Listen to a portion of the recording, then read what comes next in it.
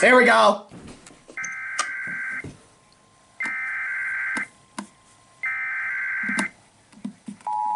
Okay, I'm not even just gonna show what's gonna go on with the Discord.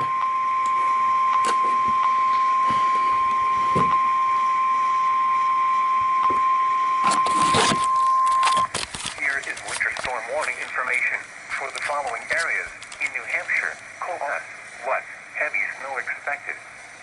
Total snow. My camera down for 12 this. inches expected. Winds gusting as high as 40 miles per hour. Where? Cold and counties. When?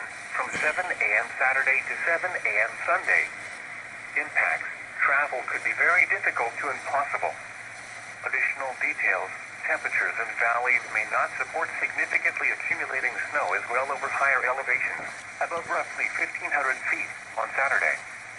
Therefore, highest snowfall totals of a foot or more are expected over peaks and ridges. Slushy accumulations are expected for valleys. Power outages are possible due to wet and heavy nature of snowfall along with gusty winds during the afternoon and evening. If you must travel, keep an extra flashlight, food, and water in your vehicle in case of an emergency.